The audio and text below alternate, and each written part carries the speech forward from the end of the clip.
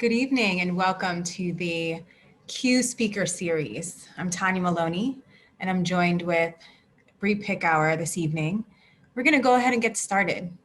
Thank you so much for joining us. You've joined us tonight because you want to learn more about how to support children in urban contexts, but also tonight, students with certain special learning needs, students that are learning English. You want to understand the intersections of race, ability, and language. This speaker series addresses those topics and more. We're so glad that you all joined us this evening, and we hope that you continue to join us as we continue to develop our skills in being able to really understand the political nature that we are situated here in education and what our collective and individual roles are in seeking justice for children.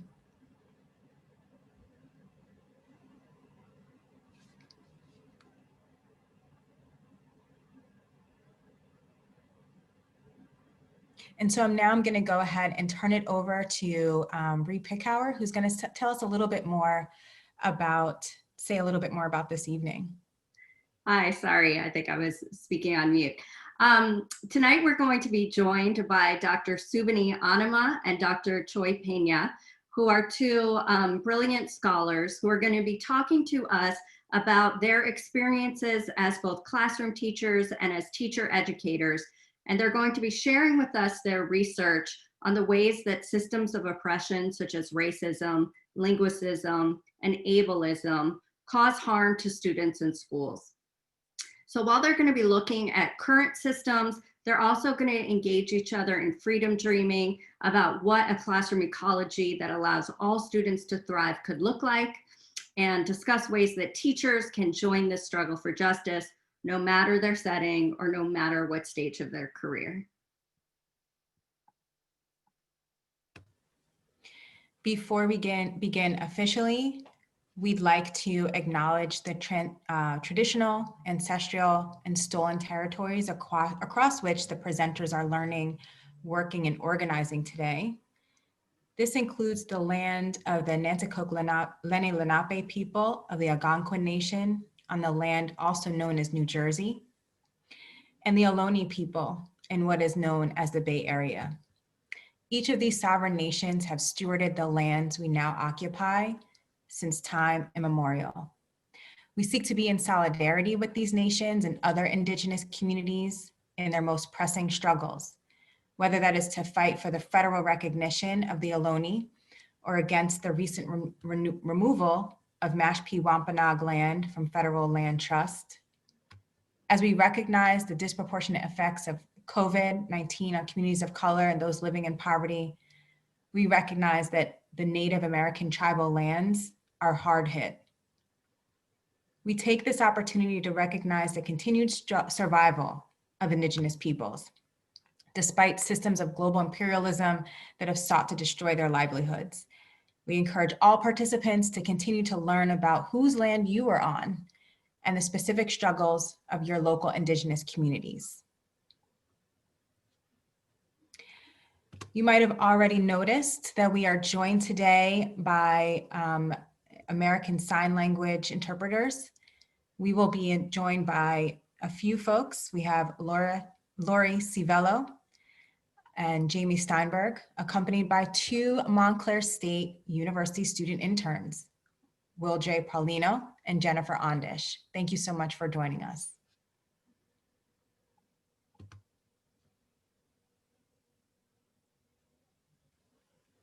While we do not charge any kind of fee or registration for our Q events, we do encourage participants to donate, if that is something that is possible to you, to different organizations that we highlight each session that are in some ways connected to the content of the evening's event. And so for tonight's event, we have two QR codes here available for you that will bring you to two different organizations that would benefit very much from any donation that you might be able to make.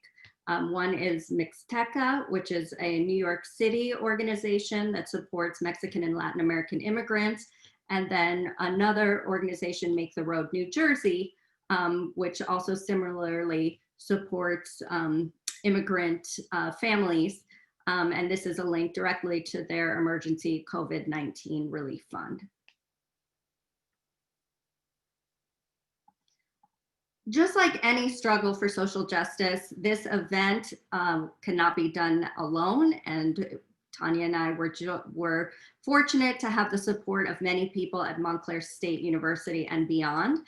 And so there's some people that we would like to thank who are on this screen, and some different organizations and offices within our institution. So we thank them all for supporting the work that we are doing. We would love for you to stay in touch with CUE. We put on events twice a year. Our next one is February 4th. We will be joined by Jamila Lescott as part of the Black Lives Matter Week of Action in Schools. And if you want more information about that or any of our upcoming events that we have, please follow us on Facebook. And if you are going to use the social media, TikToking, Twittering, whatever it is that you're doing tonight, please use the hashtag CUESpeaks. We appreciate it very much. So what do we have in store for you tonight?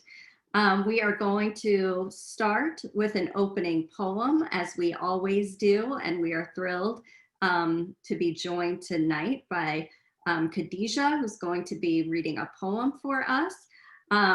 We have our panelists, and we will engage in a moderated conversation with our panelists, followed by a Q&A. And of course, we're going to ask you to fill out a feedback form at the end.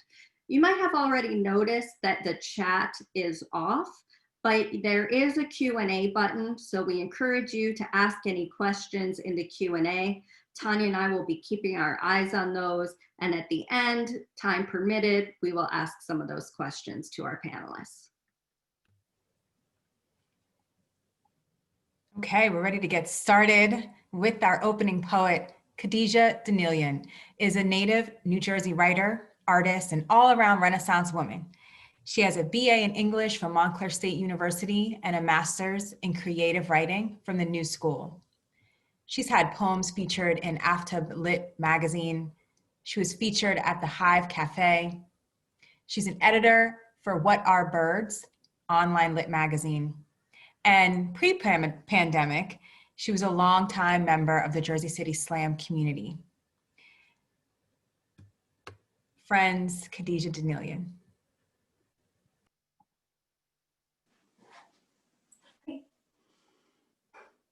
Survival guide for crooked puzzle pieces. 1. When a grown-up says, "Hey, look at me when I'm talking to you," say, "Sorry," instead of "I can't." They won't understand why meeting their gaze is hard for you. 2. Cover your ears during sensory overloads. You who were born Proxima Centauri, shining in quiet ways, struggles to navigate a world that makes too much noise, where sirens and chalkboard nail reverbs through your ears. Certain textures curdle your mood, and shifts in plans stun your ability to think clearly. 3, learn to leave your comfort zone. You won't gain social skills by hiding behind books, not if you want to make friends, which you do, because solitude is lovely, but loneliness frightens you. 4, don't believe them when they say you're stupid. Your brain is just Pantamic's Rubik's Cube. It takes time and patience to work through. So maybe you couldn't tie your shoe till you were 10, but you skimmed encyclopedias and constructed erexercets in afternoons. You didn't speak the first 4 years, but formed eloquent sentences by age 5. When you're correctly diagnosed at 15 with autism, don't take it as a death sentence. Instead, treat it like a superpower you're learning to control. 6, research everything. Fill your knowledge arsenal so you can work with the disorder and rejoice as each jigsaw piece clicks into place. You won't love the picture, but at least it makes sense. You finally make sense. 7, accept that some social cues will always leave you stumped. Even if you understand Shakespeare, sarcasm and flirting remain Rosetta Stones. 8, stop saying sorry all the time. 9, there's no shame in needing extra help. 10, passing for normal doesn't make the disorder disappear. Your ability to carry conversations doesn't mean you're not spectrum enough, because you still struggle with directions that lack Amelia Bedelia level literalness. And being late for events by even a few minutes still makes you want to confetti shred your skin into a million little pieces, because that's the only thing that distracts you from the pinching in your brain. You can handle concerts and parties, but certain pitches and volumes still lightning strike you, curled up on the ground, trembling and shouting, turn it down! So take your ability to function as a gift and give it back as a voice for the ones who can't.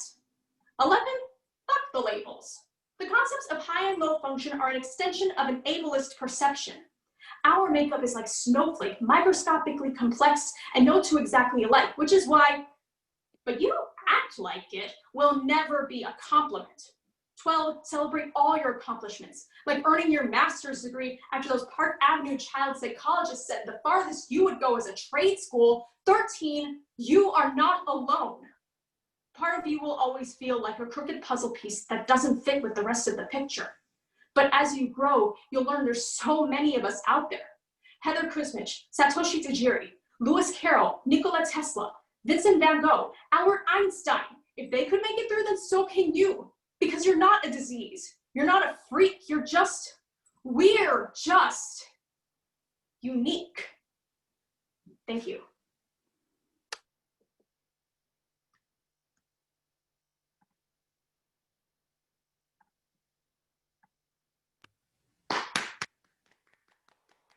All right. All right, poetry snaps. I wish that all 220 people, I wish we could hear all of them applauding with you, Khadijah. Thank you.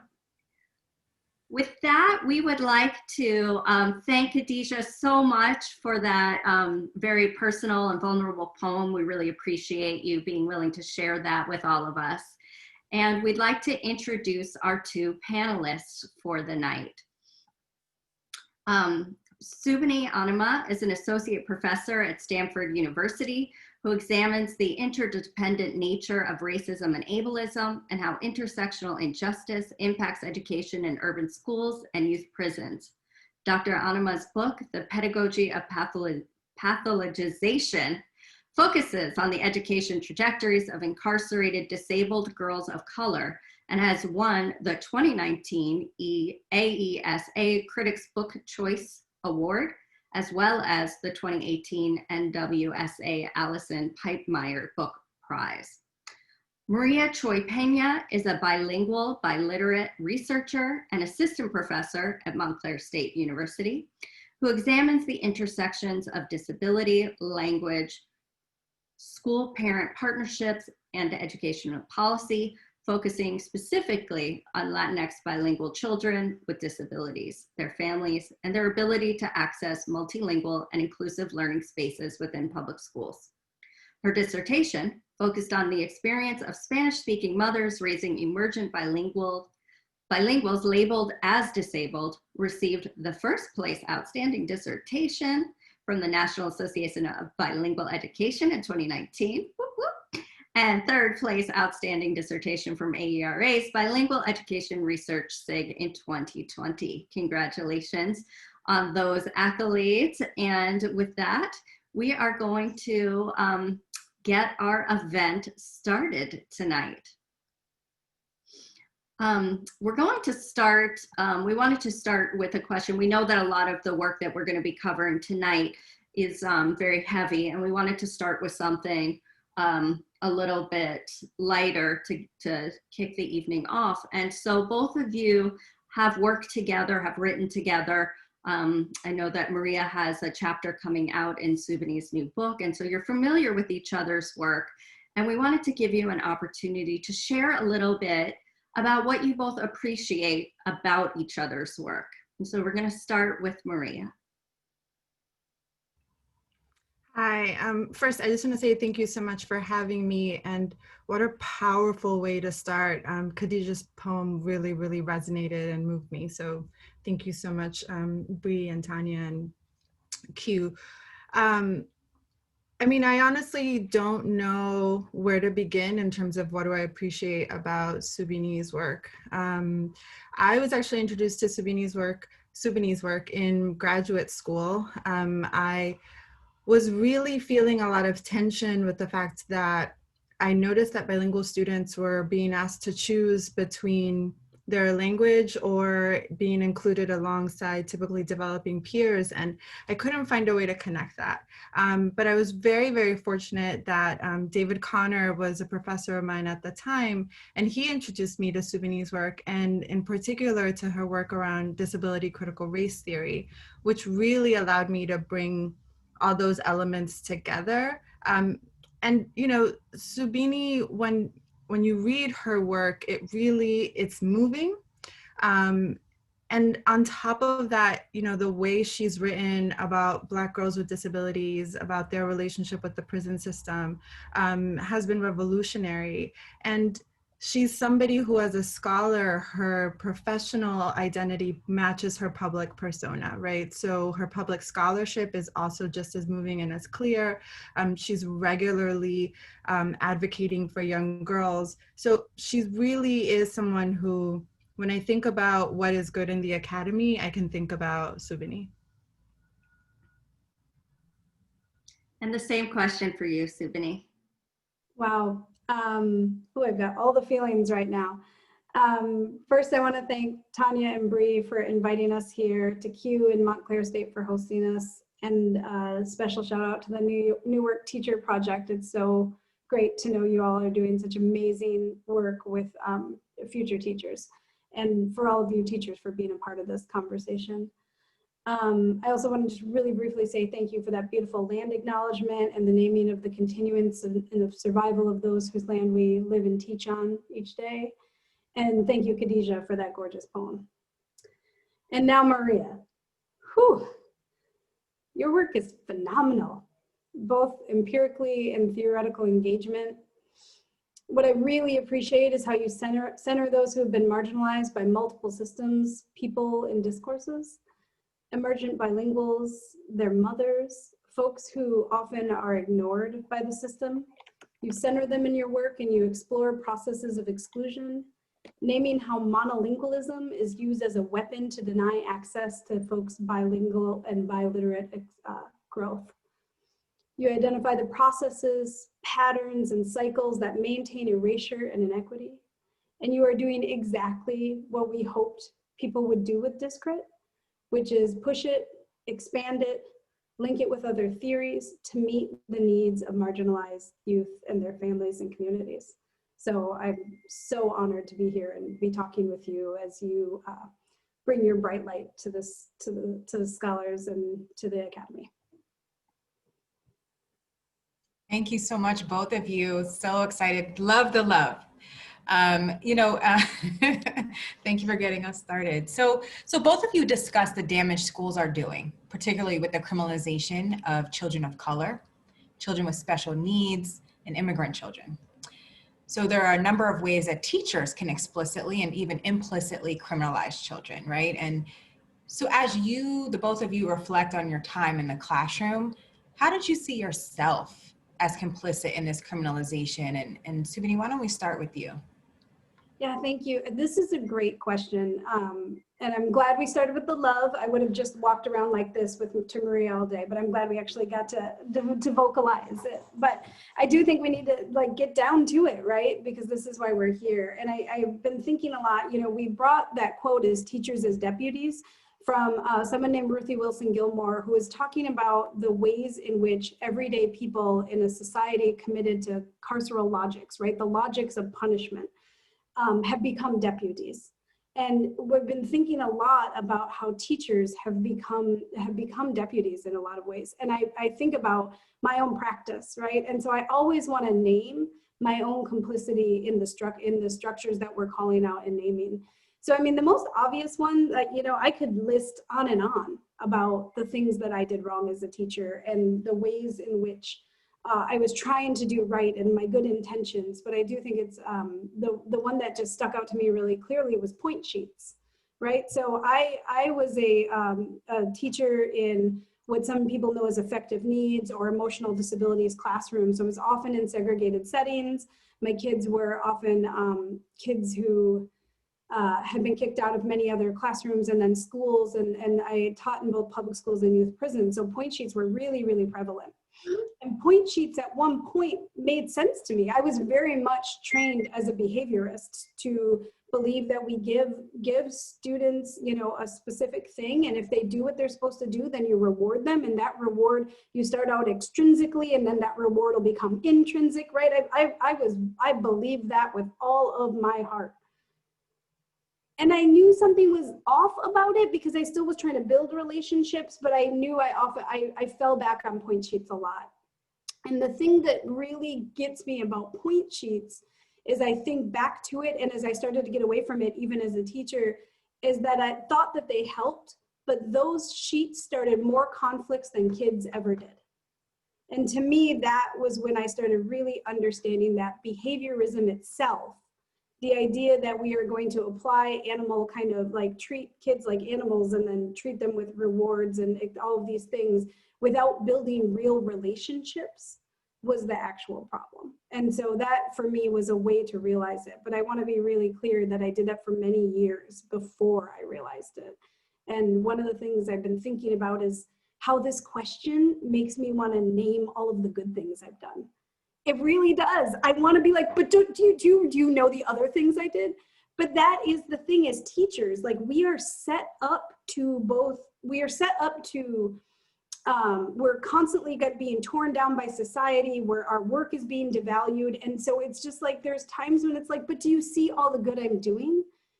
And I want us to really hold that whenever that feeling arises, not from folks who aren't coming at you with care and love, because I think there is some folks you got to be like, see all the good I'm doing, back up.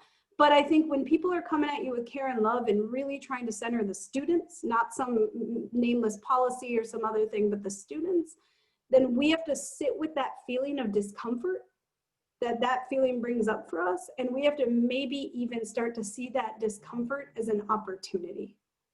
And I think when we do that, when we start talking about the mistakes that we made and how we can do better, that can really shift for us. What do you think, Maria? Yeah, I agree. I also, the first time I read this question, I was like, I did lots of great things. Let me name them, right? But it is a getting out of your way. But I also had to recognize that the ways in which I was feeling like a failure are the reasons why I ended up walking away from the classroom. And so not so much in thinking about the day-to-day, but for me, I would say that the primary way that I was complicit in the criminalization of students was by making decisions about who did or didn't belong in my classroom. And, you know, my friend Emily Clark wrote this wonderful paper about deservedness, right? And about how we internalize who deserves to be in a space and who deserves to be pushed out. And, you know, I used to base my decisions on academic, behavioral, linguistic expectations rather than on the actual practices of my students or the possibilities that they could have, right? So I rarely really considered students for inclusion because my initial thought about inclusion was, can this kid cut it in that space? Which was really a clouded question for how close to normal is this kid, right? And not recognizing that. And even in opportunities where I thought that I was doing good by keeping students in self-contained classrooms, because I was a good teacher and I cared about them, right? But I wasn't recognizing the ways that I was denying them access, denying them possibilities, and denying their peers around them access to the wonderful students that I was really hoarding, you know, for lack of a better word. And I think a better option for me, rather than making those decisions, would have been to think about, why doesn't that setting work? What is it about the space rather than what is it about the child? So I think for me, the complicitness was about really kind of folding into this deficit perspective of children as broken rather than recognizing the system and the space around us.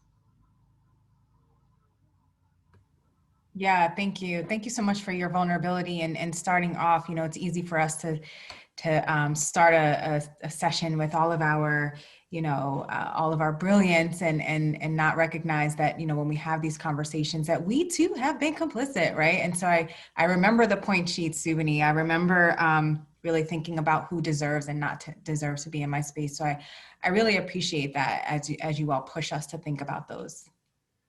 Thank And you. Maria, also, thank you for shouting out Emily Clark, who has joined us tonight and is one of the participants in the webinar. So I'm sure your ears are burning. We wanted to transition to another question. And so Dr. Maloney and I, as you know, we prepare pre-service teachers. Shout out to the Newark Teacher Project and those of you that may be joining us tonight. And a bedrock of the work that we do is to always start by teaching about the 4 I's of oppression and advantage. So looking at how any form of oppression and the subsequent advantage plays out interpersonally between people, how it plays out ideologically in terms of the big ideas that drive those types of isms, in terms of how we as individuals may internalize both feelings of superiority and inferiority based on our positionality, and as well as institutionally, and how these systems of oppression play out within our institutions. And so we would like to focus this question really on institutions of education, and hearing from you both in your experience as you shared as K-12 teachers, or as well as in teacher education, thinking about how institutions of education are set up to harm students, particularly those that are navigating these multiple isms of ableism, linguicism, and racism. Maria, if you wouldn't mind jumping us off. Sure. I think for me, super solid question, first of all. I think for me, I always have to return to this point of recognizing that education is constructed for mass production. You know, it's a lot about teaching to the middle, and that in and of itself is grounded in ideologies that frame some groups, right, as superior, be that men, monolinguals, Euro-Americans, or able-bodied individuals, right, or people who are able-bodied. And we see this in the fact that we must align students with deficit-centered classifications in order for them to access what they need to learn, right? So we don't allow students to just show up to school and say, this is what I need, right? Instead, we make them go through a gamut of evaluations and tests, right? We give them labels, we classify, we sort them in order to give them what they need. And so what this looks like is denying children access to multilingual educations, right? Or language supports unless they're categorized as an English language learner, right? Not granting them access to a scribe or to audio recorded lectures unless they bring us a document from the Disability Resource Center, right? So we're asking students to prove to us that they're broken, right? In order to get these supports. And then we ask them to prove that they're no longer broken in order to be released from these labels, right? And that's what the testing complex has really done to education in the US, right? And so for me, we often have conversations about racism, and right now it's in the ether, and that's really powerful. But what are the ways in which these labels, right, these school practices function in lieu of racism, right? How is it that we say, well, that kid just can't do it without these things, or he just can't be in this class, or she just doesn't know how to behave, right? Those things are undergirded, right, by these ideologies that are tied to racism and ableism and linguicism and anti-immigrant sentiments, right? So we have to remember that the apple doesn't fall far from the tree, right? And so education is deeply rooted in the creation of this nation. So we're going to see all of the social ills that we see around us reproduced in the classrooms, whether we want to admit to them or not. Subini, what are your thoughts? So can I just say ditto and we can just keep going? I mean, like, that was amazing. And yeah, I mean, I think the only thing I would add, first of all, I noticed that a lot of people are saying they can only see the interpreters.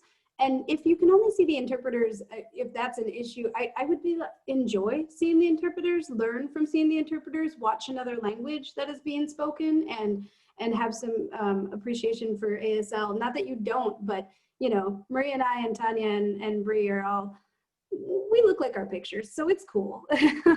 So just something to think about. But, you know, this is a perfect example, right, of the ways that the ideology of normal is what we talk about it as, is right, we're situating a normal person, and that normal person, right, the normal is associated with power, and that power is associated with whiteness, maleness, able-bodiedness, able-mindedness, right, which we actually now talk about as being enabled, because that's something we see, is that that folks are actually enabled even when they are not meeting certain standards that they've set for other people.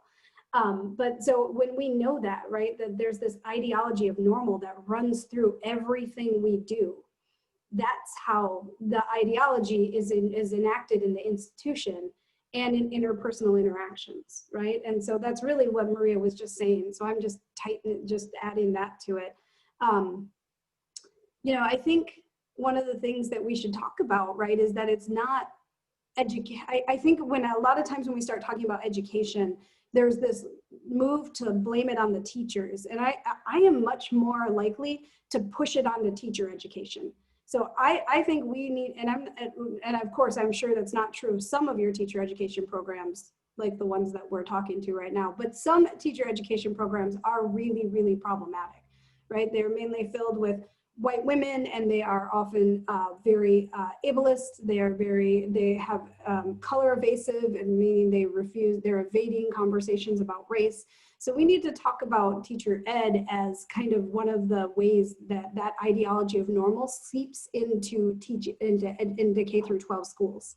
So I just want to put that out there as one of the sources of the ideology that maintains that ideology. And so we can push back on it a little bit. Yeah, thank you. Bree, did you have anything that you wanted to respond to Subini about that? No, I'm sorry. I'm also trying to manage some tech issues that we're having with the interpretation not being able to be seen. And so we're working on that on the back end as well. Okay. Yeah, thank you so much. You know, you all brought up this idea of like the ideology of normalcy, right? And this, we're asking students to prove to us that they're broken. Those two ideas really stood out to me as areas that, you know, for our pre-service teachers and all the educators in the space with us right now, you know, ideas that I'm hoping that they really take with them and think about. I know I consistently think about them as an educator, even at the, you know, working with pre-service teachers, that I'm continuing to have to confront my own ideas about how am I ensuring that all my students, my graduate and my undergraduate students are getting what they need. So I really appreciate that. And I think that some of those ideas, we find them in discrete theory, right? And so, Subini, I know we had said earlier, Maria had pointed this out earlier, how your work really draws on discrete theory. And that really helps us analyze classroom ecology. So Subini, can you first briefly tell us a little bit about what discrete theory is for anyone who has not read your wide library of work? But could you, tell folks what is discrete theory, and then can you describe how it helps you make sense of how racism and ableism create these intersectional injustices in the classroom? Yeah, Tanya, and I want to just go back for a second where Maria mentioned, because that stuck with me too, that narrative of making students prove that they're broken. And one of the things I want to point out is, right, like even our language, right, when we start talking about special needs, like as if all of us don't have learning needs, right, and that some of our learning needs are just constantly attended to and some of ours are not. So like having interpreters here is a nice surprise, I think. And of course, we are committed to accessibility. And thank you so much to Tanya and Bree and to all the interpreters. I just want to shout out, thank you very much for this work that y'all are doing. So thank you to each of the interpreters. But right, if that hadn't been here, then somebody's needs would go unaddressed, right? But at the same time, those are considered special. But at the same time, like, what is a special need? Like, if glasses, how many people wear glasses? And if glasses were considered a special need, or contacts, then all of a sudden those would be harder to get and they wouldn't be seen as regular. So I just want us to keep getting into that language of special needs. You know, there's a piece by Baglieri and Knopf where they say it's not that we all have needs. It's just that, I'm not quoting it directly, by the way, not that good at that. But we all have needs, but it's just what meaning we make of those needs. Which needs we decide are special, are not something that we are willing to accommodate. And that is very different than someone's needs being special. It's whether or not we're willing to accommodate them as educators. And that doesn't mean that the responsibility is all on individual teachers, right? Because I know that again, as Maria said, we're set up to have these kind of middle of the road teaching skills and practices. So, but one of the things we can constantly be doing is asking, where are the sign language interpreters? How are we doing this? Where are we creating accessibility? Where are the barriers to accessibility? And if we don't know what those are, asking disabled people is a really great way. And by the way, I'm very purposely using identity first language, which is disabled people instead of people with disabilities. I'm exchanging them, but just so you all know, I'm doing that purposefully because some disabled folks are saying, listen, disability is a powerful political identity, and not something we can divorce ourselves any more than we can divorce ourselves from our race or our sexuality or anything else. So just side note. So yeah, so I think that's just, again, thinking that through. So discrit for me, sorry, this is what I do. I answer like 3 questions ago and then I jump back into the actual question you asked. But discrit for me examines how racism and ableism depend on each other. What I mean by that is when we pathologize or find deficit in the learning, the behavior, and the thinking of youth of color.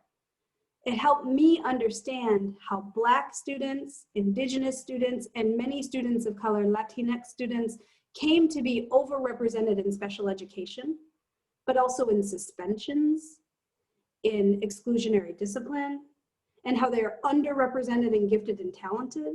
I mean, we can't, you know, for me, discrit is about understanding that, that there is nothing wrong with our kids and there is something wrong with the system. And so when I ask questions, I never ask what is wrong with the kid that got them in special ed. My question is, what is wrong with the system that we can't support the way they need to learn? Again, it's not special, it's just that we refuse to accommodate it. So once I began to understand the ways racism relied on ableism, that is when society sees a person of color and constructs them as less than in a variety of ways, then we can start to understand how the ideology of normal runs through everything in education and is rooted in that racism and ableism. And then when we all know, you know, the biggest thing discrit has done for me is we all know about inequities like the achievement gap, or what Gloria Ladson-Billings names as the education debt, right? That's become so standard, so is the school to prison pipeline, so are all these kind of things that are broken in education. But once I understood how the ideology of normal informed how we framed and discussed these inequities, I was able to untangle the processes that led to the inequities. Because to me, that's the thing that we can intervene on. If we understand the processes, and that's what discrit tenants, because there's a whole list of tenants, that's what they have done, is help me be able to understand the processes. How do these things happen? So real quick example. So a piece that just came out in Teachers College Record where we talk about, it was about girls of color and their experiences with discipline. And some people would say, well, why would you use discrit if they're not disabled? But because we understand racism and ableism is interconnected, discrit isn't just to understand people with disabilities. Those are often our students that we center. But what a lot of girls of color were telling us in the classroom is that, right, we tell kids to raise their hand. Raise your hand if you want to talk. And what girls of color were saying were the most common responses to them raising their hand were being ignored or made fun of by their teachers. Not by the students, by their teachers. You need to know that. Why weren't you listening? That kind of thing. You don't know that yet? Come on, get it together. They were getting reprimanded when they raised their hands, when they raised their hands and did exactly what we as teachers tell them to do. And that's when we started noticing that, when we started talking about enabling practices. So when a kid raises their hand, they get called on, but even when they don't raise their hand, the white kid keeps getting called on. And then debilitating practices, even when the kids of color are doing what we ask them to do, we are going out of our way to make it harder for them to be part of the social ecology of the classroom. And so that's one of the things that Discrit has allowed me to do, is look at the processes that lead to those inequities. What about you, Maria? So I think because my work happens primarily outside of the classroom, I really appreciate Discrit's flexibility, right? So that it is really theoretical and it's ideological, and it is open to take up and use with communities. So as mentioned earlier, I really look at work with mothers and with Latinx children. And I think it's really helpful that you made a mention about the language that you use. And I think it's important for me to mention the language that I use. So I really use the word broken intentionally, because that is what we have created within education that disability represents, right? And so I rather push it to the forefront, that instead of someone saying, well, I don't think a student can do this, maybe it's a disability, I want to be like, so you think something's wrong with them? Like, do you think something's broken in them, right? Because it helps people take a step back and assess the situation differently. So I like to be really transparent about the language that we're using, because really in the ways that we talk about disability in schools, it is a euphemism, right? We're using it as a euphemism for dysfunction, which is not how disabled people view themselves, right? It's not what the disability rights movement was or continues to be about. It's not what neurodiverse people believe about themselves. So I think that's a really important thing. However, because my work focuses on children, I use the terms labeled as disabled, and I use people first language, because children are not in an age group, not all children, but the children that I work with in particular, the families that I work, where they even know about their classifications, right? So the fact that it's even kept a secret kind of shows us the way that disability labels are used within school settings, right? That if a child can't be proud of something that they don't know about, and particularly something that then their mothers and their parents are made to feel shame about, right? So that's really important for why I use the language that I use. And Discrit has really allowed me to be able to contextualize that, right? To kind of show the nitty gritty and to show where the lines blur. So I explicitly look at language in relation to Discrit, and how language is used to both racialize and pathologize marginalized learners. And what I mean by that is the ways in which we use education labels like English language learner and student with disability under the guise of support to oppress students, right? Rather than to accommodate them. So often what that means is that a child is identified as one of these classifications, they don't get to stay in their classroom, right? Things don't come to them, they get moved somewhere, right? They get removed, they get considered or treated as the problem or as the situation. And so what this looks like in terms of language in the classroom is that we use students' limited oral production, right, to identify or determine that they have a disability. And then we use that disability to place them in monolingual programs, right? Because we think bilingualism is too confusing. Even though this is a child who at home speaks one language, right? And in their classroom and in the school community speaks another, right? They have a broad linguistic repertoire, but we ask them to restrict it because at school we've decided it's too confusing, right? But that kid talks to their parents, they talk to their siblings, they watch TV, they do all of the linguistic flexibility that typically developing children do, right? Or that kids are classified as typically developing do. But instead of us helping students by placing them, these monolingual students, what we do is that we deny them language access, which then cuts them off from their families. We introduce huge stressors to the family dynamic, right? How do I help you with homework, right? Research shows that parents are critical in in supporting the academic development of students with disabilities. But if we take parents out of the equation because all of the work arrives in a different language, we're really removing supports from children rather than giving it to them. And I think that this is true, and I'm really glad that Subini mentioned that it's not just for children who are classified, right, or labeled as having a disability. It is for how it's, you know, these ideas of ableism and racism are central to colonialism, right? It's central to the ways in which we believe and perceive people, right? The ways in which we construct them. So discrit really is a great way for me to contextualize language in that way, because I've been in a lot of situations where I talk to teachers and it's like, well, it's a language issue, right? But what are the layers that that's hiding, right? And I feel like discrit allows me to really push that work forward. And it also really allows me to look at the ways in which this kind of school to prison pipeline and prison industrial complex that plays out in school is then extended to families as well. Maria, can I just add, okay, I'm so grateful for the work that you're doing, because I was that monolingual special education teacher. And in one of my schools, right, like it was majority Spanish speaking. And so the kids would get labeled disabled, they would come to my classroom and I would have to think about how to support them. And there was this whole conversation of, is it language or disability, right? But then really basic, again, you want to talk about complicity. I didn't know the Spanish alphabet. So I would think my kids didn't know the English alphabet when they were actually just using the Spanish alphabet. So like really small, like terrible stuff that like, so it just, all of that to say, it again reinforces the need for your work. Like I'm not to personalize it too much, but I've just spent a lot of time thinking about, again, the damage that we do when we think that we can fix a kid.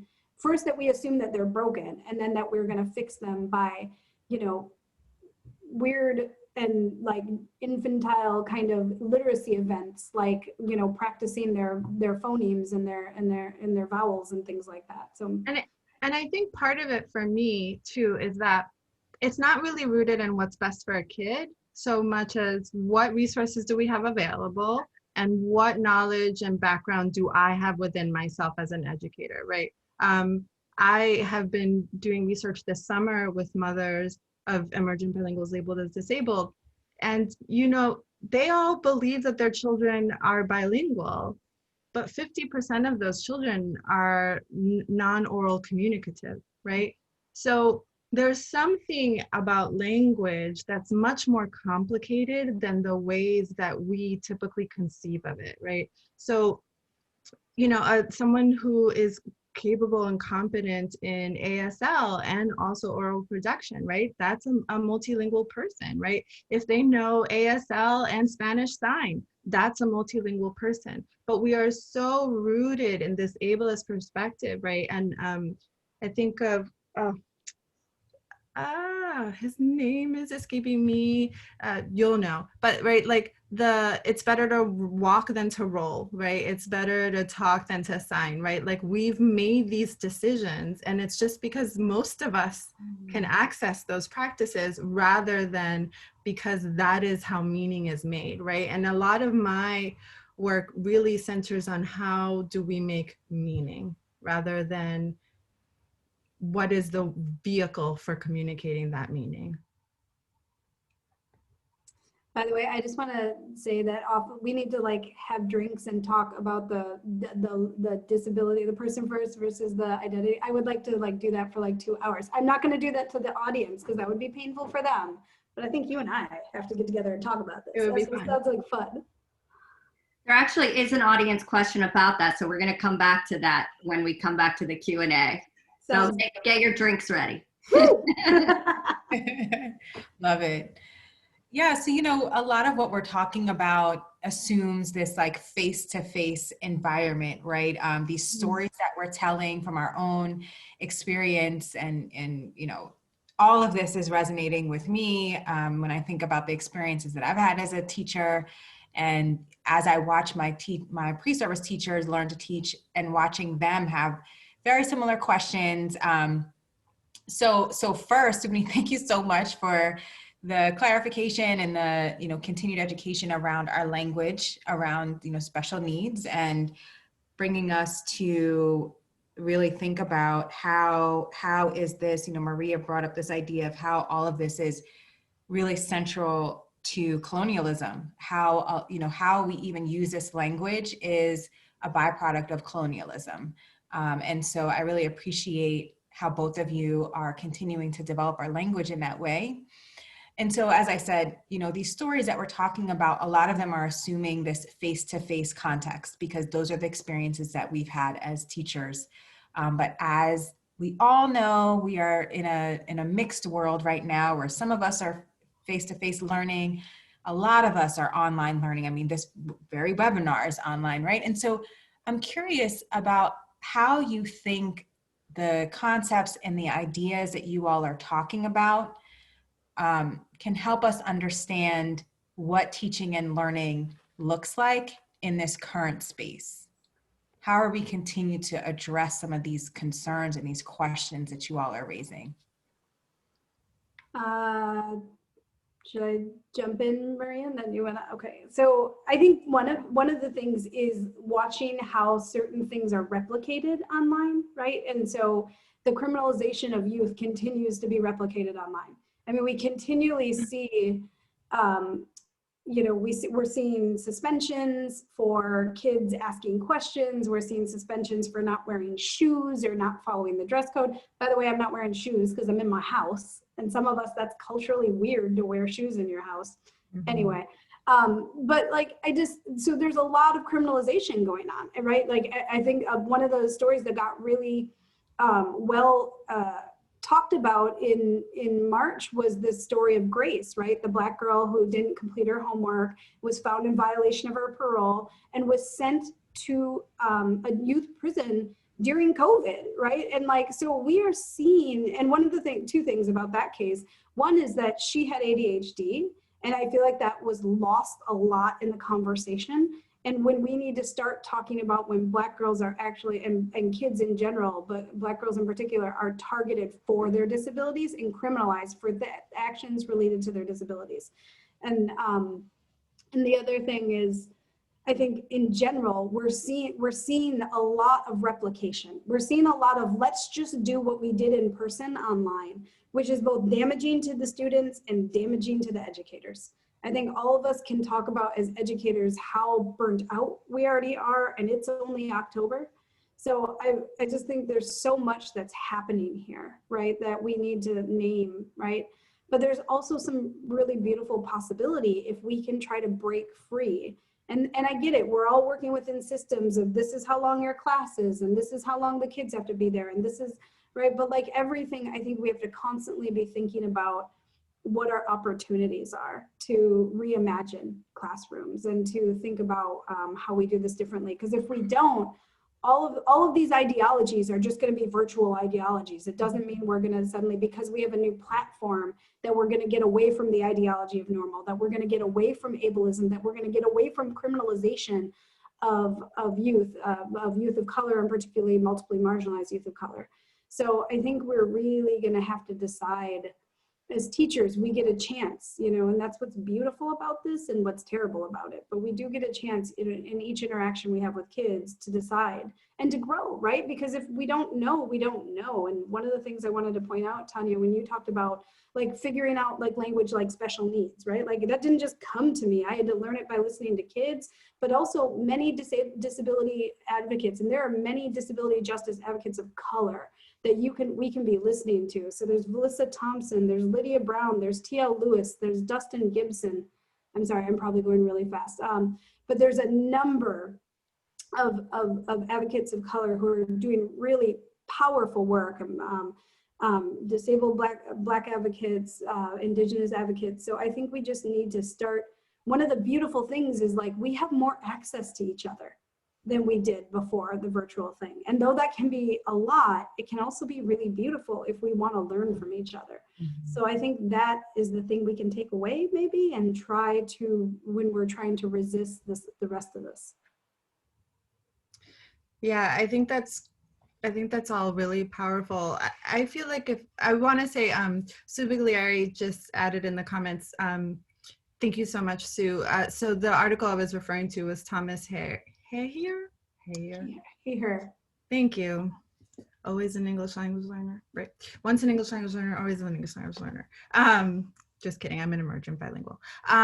So I think when I think about it, and I do think it's some of this is being replicated, but I feel like, again, I return to this idea about the structures rather than the classroom teachers. I think teachers are under a lot of stress, and you know, I'm teaching online right now. It's a lot. It's a heavy load. It's a lot of work. But I think some of the work, or some of the most taxing parts, relates back to this deputizing, right? And this policing student behavior, policing attendance, policing cameras on versus cameras off, you know, and the rationalizations that we make for ourselves without recognizing that home is not school, right? And for a really long time, schools have functioned on this premise and enforced this premise. And now that it no longer works for schools, right, we are now asking parents to become deputies, right? And I think that that's also really dangerous, because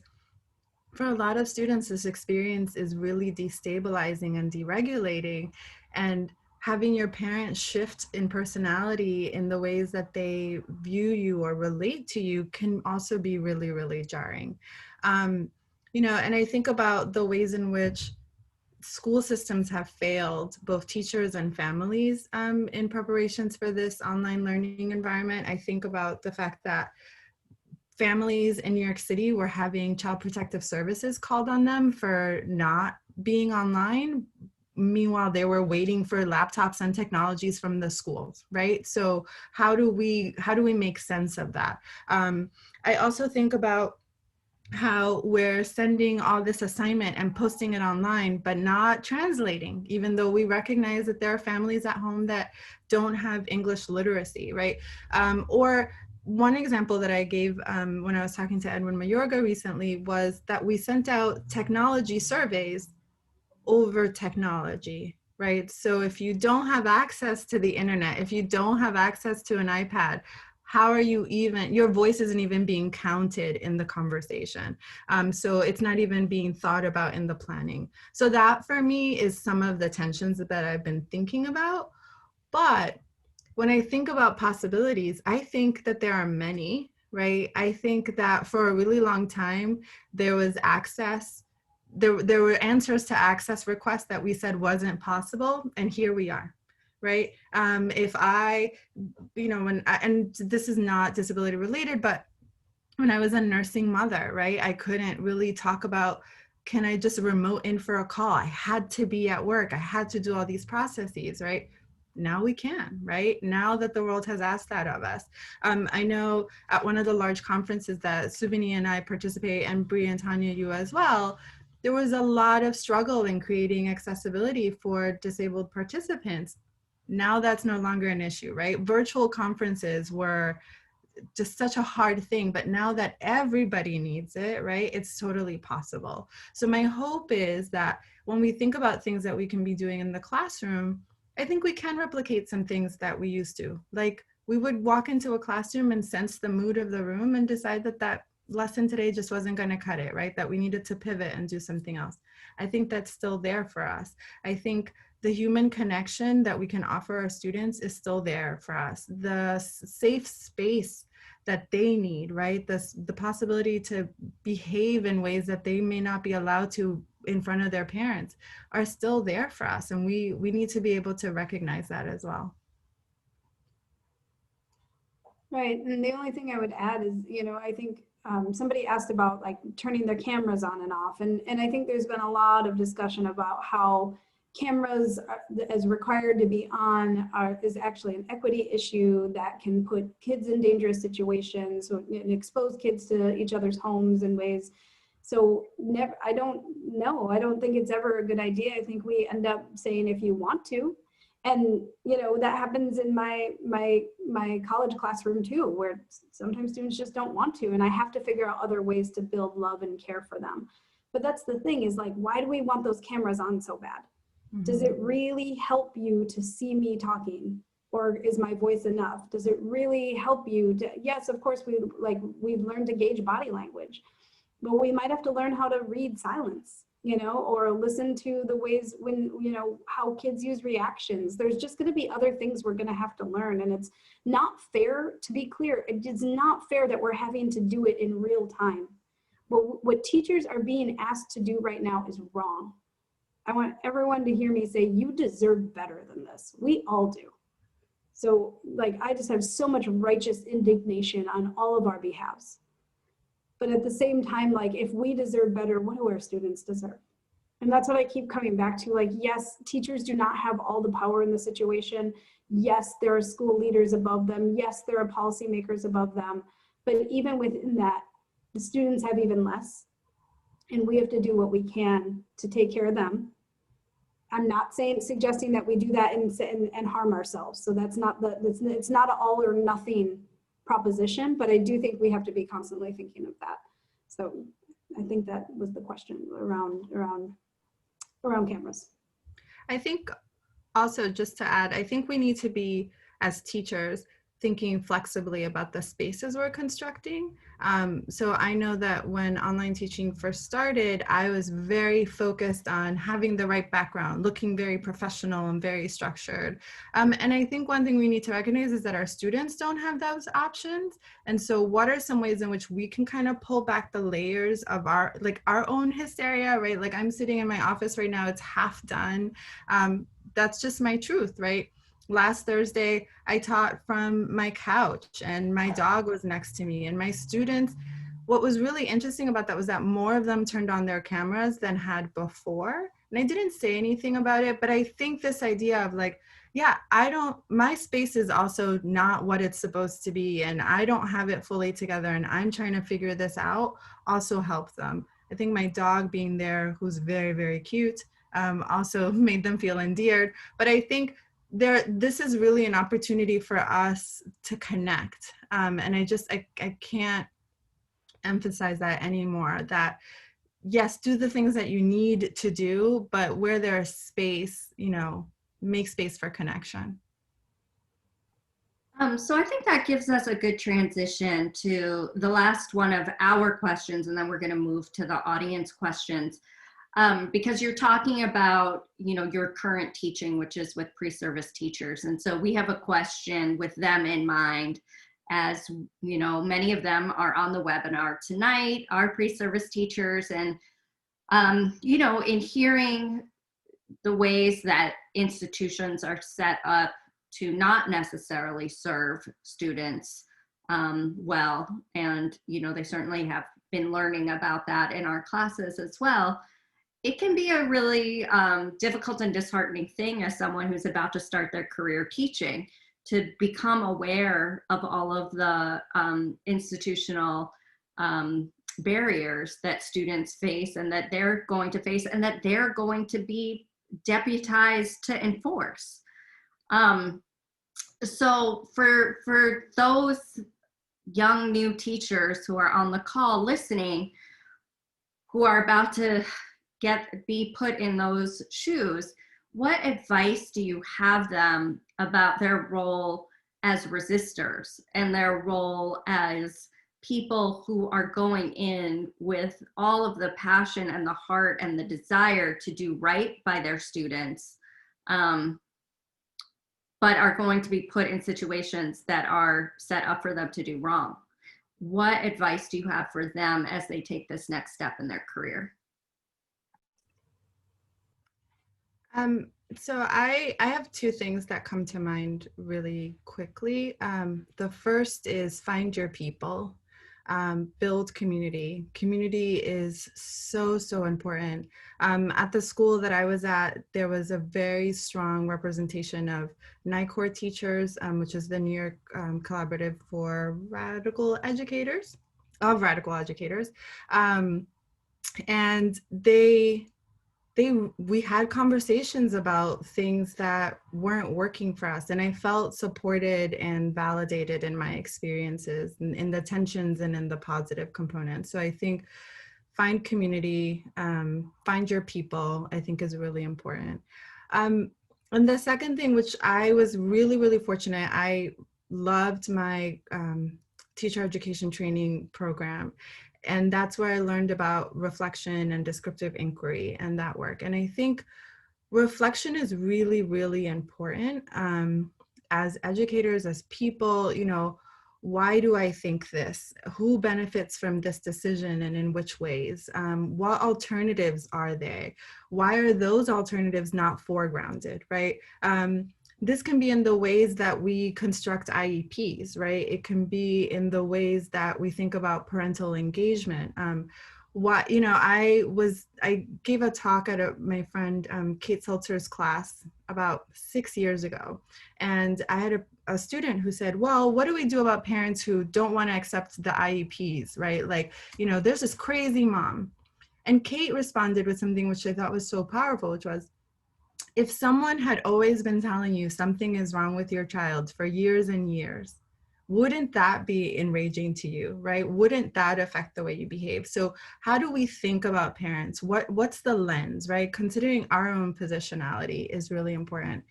You know, reflecting in the ways that you collaborate with your colleagues, in the ways that you internalize educational policies. Catherine Volgereeds in her book around compliance talks about how, you know, there's a difference between doing something because it's the right thing to do and doing something because it's the expectation, right? Or because you have to meet a compliance. And you still need to do the things that you need to do, right? But knowing the difference is really important, right? Knowing that you have to do something because it's a work expectation is very different than internalizing it and then making that a child expectation.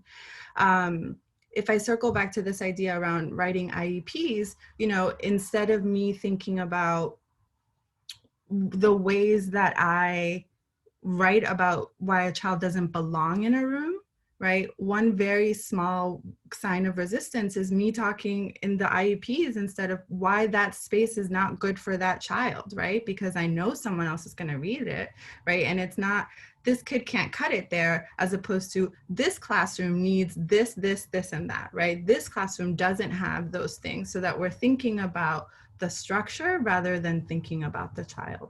So those are my two things. So reflection and community.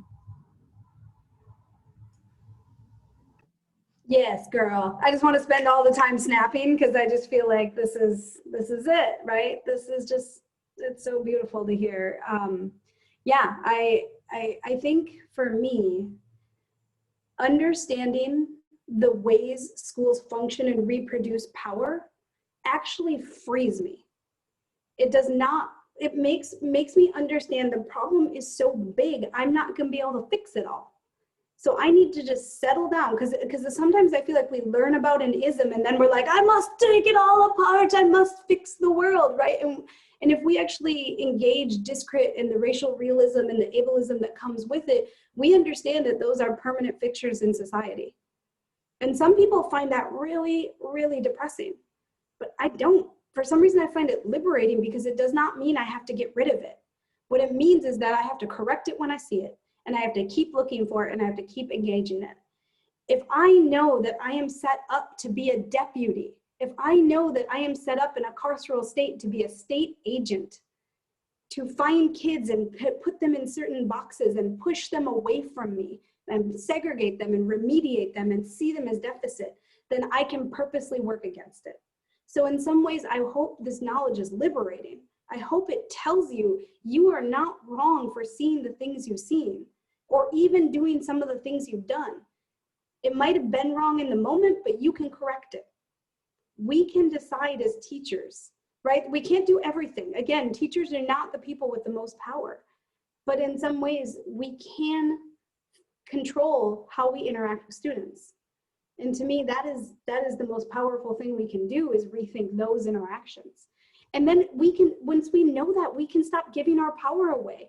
If we send a kid out of the classroom, we have given our power to somebody else to say, you fix this, I can't deal with it anymore. But if we know that we're state agents expected to send those kids out of the classroom, aren't we more likely to be like, ooh, is that the role I want to play? Even when I'm all in my feelings because they called me whatever they called me and it was rude and I am so much better than that and they didn't notice all the other things I did for them. So again, I think it liberates us to say, hey, if this is how the system works and I don't want to be part of that system, then I have to examine it. And when I mess up, I got to do what Maria is suggesting, and I need to reflect and think about how I'm going to do it differently tomorrow. I mean, it leaves us open for so much joy because we can start saying, every little thing I do is subversive, right? Like we get to push back on everything. And it becomes a joyous act to be in solidarity with your students instead of solidarity with the system. And I think for that is why I'm an educator. That is why we work against all of the things. It's, abolitionists have written a lot, and I've been really reading a lot of like Ruth Wilson Gilmore. I highly suggest everybody. She was on The Intercept, which is a podcast about abolition. And it wasn't, she mentioned schools. She mentioned schools as being, as part of this situation called organized abandonment, where basically, the move to defund the police that isn't going anywhere right now. We've chosen to defund education instead, right? And so if we understand that organized abandonment, then we can understand how to push back against it. So there are these multiple entrance points. The teachers can engage with their own systems, their own interactions with students. We can engage with policies we don't think are right. We can fight them at a level. We can ask policymakers, there are multiple things we can do. So one of the things I encourage, even if you're not an educator, if you're on this webinar, is think about where is your area of expertise and how can you intervene in that? Stop trying to do everything. We're not all out in the streets. That's not what everybody has to do. And disability justice people would tell us that's not even an accessible way to think about change as demanding that everyone march. So what is it, what can you commit to? What is your expertise and where can you intervene? Where can you start naming racism and ableism and then thinking about how to push back on it? And not just racism and ableism, right? Because those are two interconnected things, but we know they depend on other isms such as cis-heteropatriarchy, such as linguicism, right? Like we know those things. So I want us to keep thinking about that, but keep thinking about our opportunities to be joyous with our students. And our opportunities to resist are beautiful. I love that, Subini. I think one thing that I kept coming to my mind as you were talking was that as teachers, and this is something that I still have to do every day, is release the ego, right? I need to recognize that I'm a person, I'm a flawed person, I will make mistakes, right? But these mistakes do not define me, right? It is how I respond to that, right? So if a student says to me, you hurt me or you did something, how do I respond to that, right? Do I deny them their feelings or do I go, tell me more about that so that I can be different moving forward? And I think when we release the ego and this idea that we have to be everything for our students and we have to be everything in our classroom, that's also incredibly freeing. I think that if you just think of yourself as a member of your community, of that classroom community, that will also be really a rich way to think about resistance, to think about how to be subversive. Because a lot of the ideas that I had, or a lot of the ways that I implemented being subversive, didn't come from me. They came from my kids. So. Yeah. Thank you so much. Somebody just asked in the Q&A about who Subini mentioned, and I believe they're asking about Ruth Wilson Gilmore, who they were asking about. And yeah, we learned so much from our students, right? And as we are continuing to learn, our students think we got it all figured out, right? And we are continuing to learn with them. And one of the questions that I wanted to come to was, first of all, I want to be clear, there was a lot of praise in the beginning of this question. So Reagan Mergen said, first of all, yes, moments tonight, right? This person is very excited about all that is being shared tonight. Myself too, because I am definitely in the shoes of a learner right now. And Reagan is thanking you and wants to know about, so they said, I think a lot about how to make these monumental shifts in thinking away from deficit, broken, focused thinking about our students to inclusive, student-centered classrooms. I feel like grassroots classroom-based efforts are valid, but I also think we need to follow the money, so to speak, and change teacher ed programming and even rethink the siloed teacher ed programs we are entrenched in higher ed.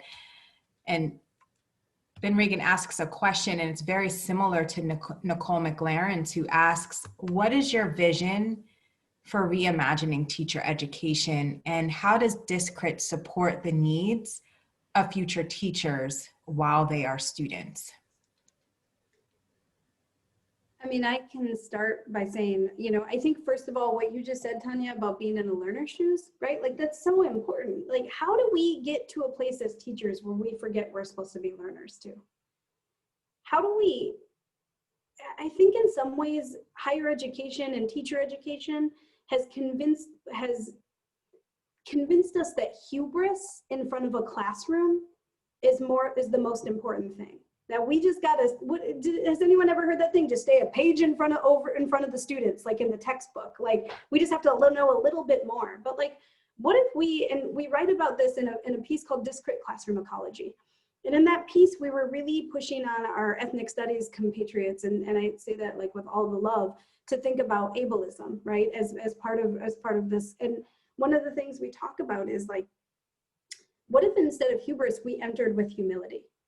What if we actually just said, there are things my students know that I don't know?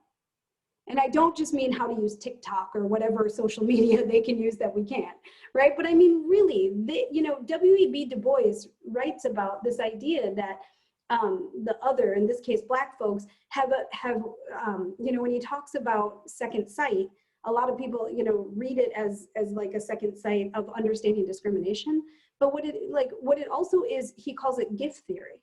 That oppressed people have a gift that people in power don't have, because they can see the world more clearly. And I don't mean sight like see sighted, I mean understand, perceive the world differently and more clearly, because they know the barriers and they know how they have to maneuver people in power.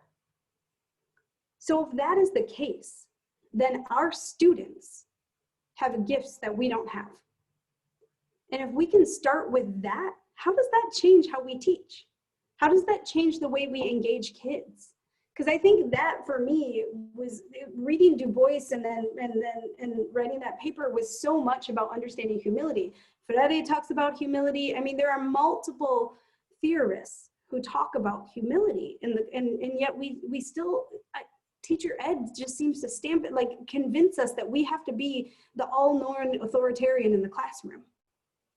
And I just think if we stopped trying to prove how much we knew, we would have more time to listen. And we come to these webinars because we know we need to learn, but what if we came to our classrooms with the same attitude? I just think that is the gift Discrit can give us, because ultimately Discrit argues for the centering of the multiply marginalized. The argument that the people who are on the margins are the ones with the most to teach us. So I think that's how we reimagine education. We listen to our students. We listen to their families. What Maria is doing, talking to bilingual mothers, who are parents of kids who are emerging bilinguals and labeled with a disability, is so important. I go into youth prisons and I listen to those kids because they can tell us where the system failed them, not where they failed. The fact that we hold 14-year-olds accountable and put them in jail for multiple years, or even 18-year-olds, we got to really start thinking about if that's the society we want to be. In some ways, this terrible pandemic has given us some opportunity to rethink some of this. And I think we have some opportunity to really live our values that way. And I think that also aligns with like abolitionist theory, right? And there's a writer named Walida Imarisha. It's Walidah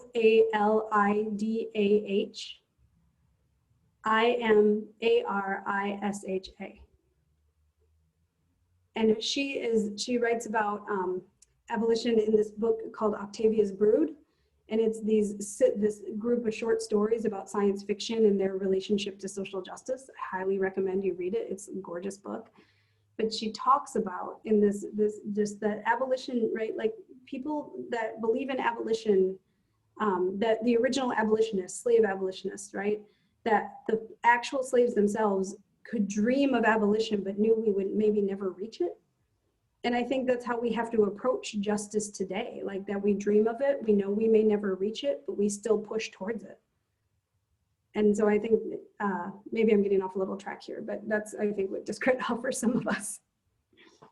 Before Maria responds, I do just want to say that Emily Clark did ask a similar question to what you're talking about, Subini, around particularly how you're thinking about the work of Tina Love and the work of abolitionist teaching, and how you think about dis/ability, discrit, and or special education in relation to abolitionist teaching. So you're kind of weaving in that response there as well. I'm sorry, Maria. That's okay. I think in terms of teacher education, I definitely believe that we do have work to do. We're also doing work. I'm here at Montclair State, and I'm lucky and fortunate to be surrounded by colleagues who are pushing this work forward, who are trying to center marginalized learners. I think about the dual degree, dual cert program, right? That's really trying to get teachers to understand the dual realities, right? That's really focused on inclusion rather than training special education teachers only, right? I think about the New York Teacher Project and the way that is helping to produce teachers that are not only understanding what intersectionality means, but are conceiving of their teacher practice as being intersectional, right? As thinking about community-oriented teaching, about teaching that's rooted in social justice rather than teaching about social justice. So I think some of that work is happening, but we also are beholden to expectations, right? There are criteria that universities have to stick to, right? I think the fact that we have to prepare teachers to pass certification exams, right, complicates some of that process for some of us. But we're also pushing against that in the work that we do, in the writing that we do. Dr. Piekauer, for example, is working on, has really focused her work around the whiteness within curriculum, right? And how it pushes forward a certain epistemology while excluding other types of stances and perspectives, right? Tanya's work focusing on educators of color, right? And what we can do to support them and how we can bring their voice into the sphere. These are the ways in which we're trying to bring our work beyond it, right? And I think talking to teachers about it is important. I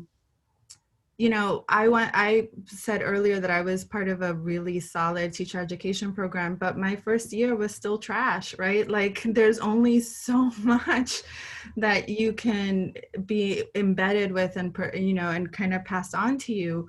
But there were ideologies that were really important to me. And descriptive inquiry was one that was really important to me. And honestly, descriptive inquiry allowed me to think in a way that was open enough, right? That was centered on the child, and that allowed me to have entry into discrit, right? So being able to think about the systemic environment that my students were in was possible because I first started by looking at them, right? So I think about what skills and strategies you're getting that you can hold on to rather than just the names and the dates and the authors, and those things are fine, but they're not what will really serve as a compass for you moving forward. And in the meantime, we're going to keep striving and pushing, right? We are also, as teacher educators, pushing for testing to be reduced within our own classrooms, right? And within teacher preparation programs. So it's a yes and, right? We have to be doing both. Yeah. Yeah. Oh, Oh, go ahead, Tanya. I was just going to add, you're absolutely right. Like I don't want to negate the quality work that some teacher ed programs are doing. I still think this is a small minority of teacher ed programs that are doing the quality work. So that's definitely, but I do want to absolutely acknowledge when teacher ed programs are quality. So thank you for reminding us of that. And students are powerful, right? You really drive the schools more so than the schools drive you, right? So you can also present your voice, talk about the things that you're interested in doing. I think another, if your professors are only centering white people or Eurocentric readings, you can push back on that. Evaluations are a place where you can do that, where you can talk about the quality of the material, but don't wait until the last weeks of class, right? Say when you're asked, what are you hoping to learn? I'm hoping to learn about education that also reflects my experience, that also, brings up my community and how I can meet students' needs in ways that are ethical and, inclusive. So in the spaces where you have a voice, use it.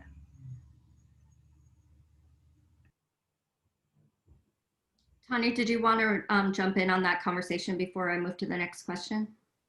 No, just thank you. I really appreciate that as someone who's continuing to think about the work that we're doing in teacher education. So as promised, we're going to return to the topic that y'all are about to have happy hour over. But Patty Abril Gonzalez also wanted to continue this conversation. She also had accolades and said, wow, this was so powerful. Thank you. And she said, I am wondering about the disability first language of the people's first language positions.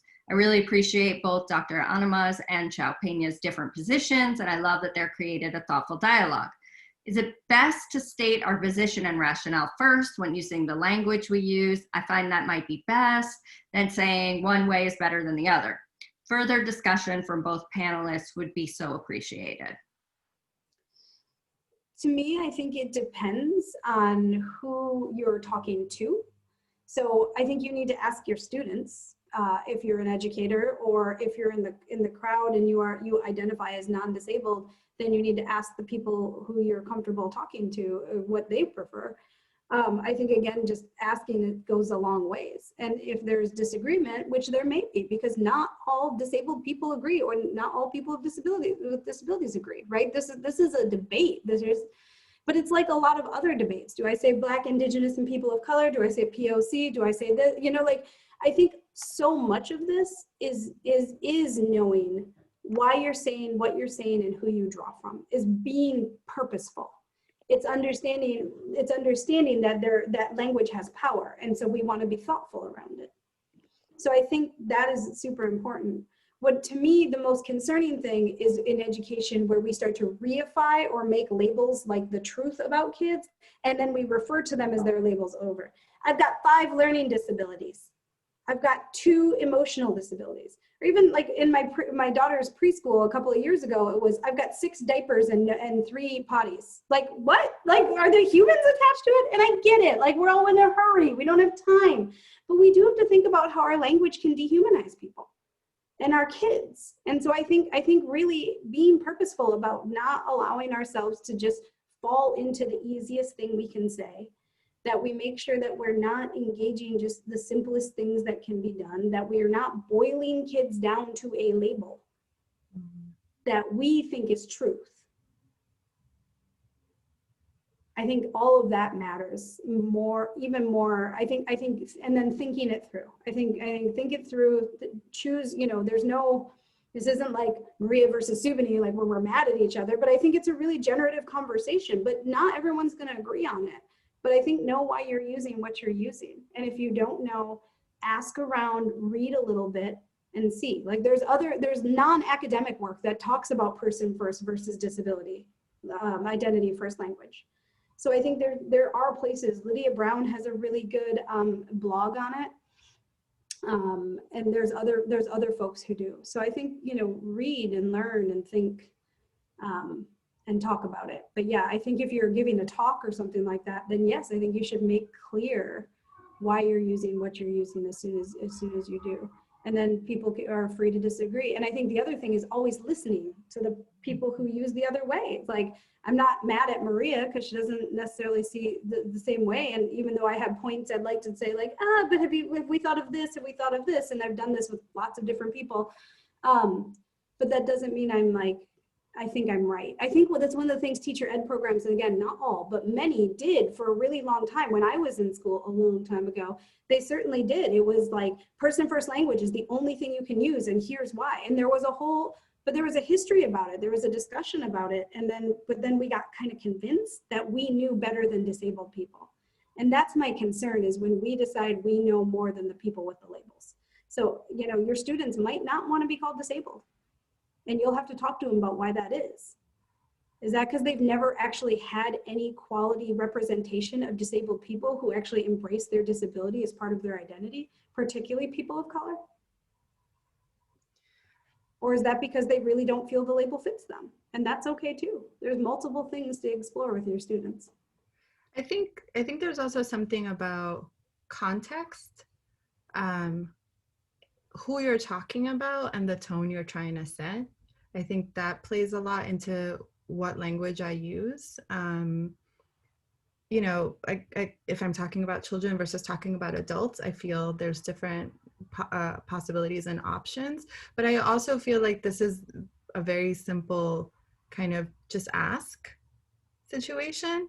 So if you don't know how someone wants to be referred to, right? And, above all, I think calling people by their names, there's this really great cartoon of like, what do we call you? And he's like, Bob, right? Like, that's a possibility, right? And I think the reason why I use person first language is because particularly my work centers marginalized people, right? So people who have been decentered for so long. And so for me, it's really important to bring them to the center first, to bring their humanity to the center first, rather than anything else.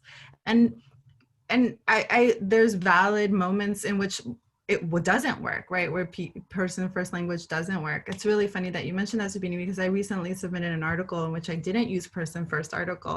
And the reviewer came back with, what about person first language, right? So even within our field, there's different perspectives on how we should use it. But honestly, I feel like identities are set by the individuals themselves. I think we keep trying to group all these people together as shorthand, and we need to really think about what is lost in that grouping.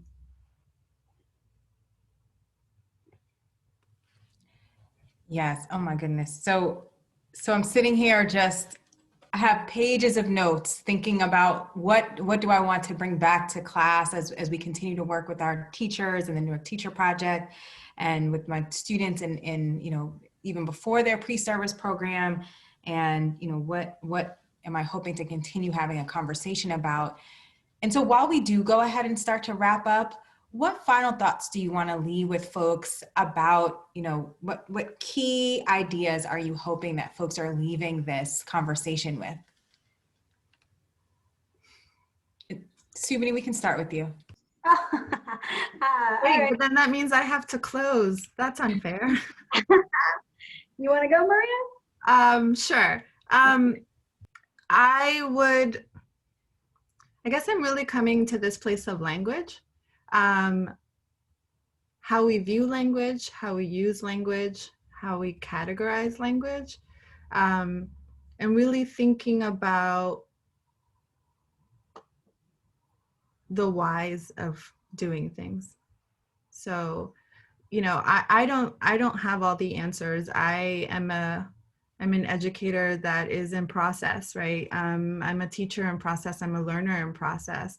But I think one of the things that I appreciate most about myself is that I'm always asking questions. And I really encourage my students to ask questions, because that's how you show you're paying attention. That's how you show you're interested in thinking about things.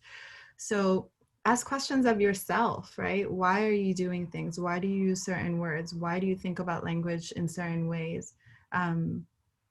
Yeah, I think that that's where I'm coming to, and then from there moving on and learning more, right? Because if you don't know why you use certain words, then that's a great opportunity to learn about what that word means to other people, what those labels mean to other people, what that language means to other people. So just ask questions and continue searching for answers and growth. I think we could just wrap it up there because that's pretty much it. I mean, I really, the other thing I would encourage you to investigate or ask questions specifically in your classroom, from your students, from your leadership in the schools. I also think you need to ask questions about what happens if we decide we're going to be teachers as deputies. I think there are some people who believe that kids need a lot of punishment. And if you're on that side, then you have to ask what's going to happen. And if you're not, and you don't, then ask what happens when you fall back on it. Because we all fall back on it, to be clear. I'm not saying I'm over here, I got a 4-year-old, woo, punishment, you know, but it never gets me anywhere. Raising my voice doesn't get me anywhere. Like I learned, it's just like I learned in teaching, like that relationships matter so much more than punishment. There is never, like most of the time, our punishments aren't strong enough. Our rewards aren't strong enough to get us what we want. And if what we really want is kids to learn and grow, then of course we're going to do that best with people we have relationships with. And just ask about, like, one of the things I see happening right now is like this really beautiful conversation around abolition. But I wonder if a lot of the people who are talking about it have actually been to a prison or a youth prison. For those of us who do work in youth prisons, like I hope you ask about what happens to your kids when you send them out of your classroom, because there is a chance that you have set them on that path. And if you want to know what that is, look up your state's or your local county's youth prison and see if you can find even pictures of it. I'm not saying go out there and gawk at people, but I'm just saying understand what kind of paths you can send kids on. Because even one suspension increases the likelihood a kid will drop out and have interaction with the legal system. So I absolutely agree. Ask questions, but ask uncomfortable questions. Ask questions about what happens when we decide to fall back on that kind of ideology of normal. You know it's there now. So how do we undo it? We undo it every day. We undo it in big and small ways. So I think hold on to the fact that when you know it's there, you are more likely to be able to resist it because you've got different tools. And I just really hope that we can, as you continue the conversation, you continue asking and reflecting and growing, and we all do, right? Because I don't have all the answers, as Maria said, we just don't. But we have once we're more equipped with tools, we have a better chance of dismantling the system. Wow. Yes. Someone in the chat has just literally just said, this has been incredible. I'm yelling, yes. And I just have to echo that, and a lot of appreciation in the Q&A, great discussion. And, I'm just so thankful that the Critical Urban Education Speaker Series was smart enough to bring the two of you together to have this phenomenal conversation. I'm really leaving with some of these ideas that you all talked about as it relates to the importance of relationship and really asking people what do certain labels mean to them, and asking them, who they are. And I really appreciated this idea of how our students can tell us where the system has failed them, and what is it about the space that really got them there, right? What was it about the space that was so toxic? And so thank you so much for these extremely rich ideas that we'll continue to discuss. And yeah, so I'm gonna go ahead and pass it over to Bree, who's gonna go ahead and close us out. But just thank you so much, Dr. Annamma and Dr. Cioè-Peña. Thank you so much. Thank you. Just before Bree says anything, I thank you. Reading Subini's work was an experience for me, and being able to write for her has been an experience for me, and being able to be in conversation with her is sublime. So I'm just so grateful. Yeah, it's a small community and there are very few scholars of color within it. And so it's just so great to be able to share this space with you and learn from you. So I'm just really grateful. Thank you all. Samesies. Okay, sorry. All right. Yes, same. Thank you to all the educators and everybody who showed up. We had like 180 people here, it looked like. It was amazing. Thank you so much for that rich conversation and for the questions and just hanging in there with us. And yes, Maria, seriously, this is the best part of being an academic, is getting to sit around and nerd talk with each other. And like, your work is just really powerful. I'm really amazed by the places you are going to take Discrit that I never could. And I really appreciate that. And Tanya and Bree, I appreciate you all bringing us together, to having the vision to put us in conversation and just bringing that powerful kind of connection. And I appreciate the work both of you do. I use both of your work in my teacher education classes, and we're all just really lucky to share space together. So thank you. All right, we started with the love and we are going out with the love. Love it.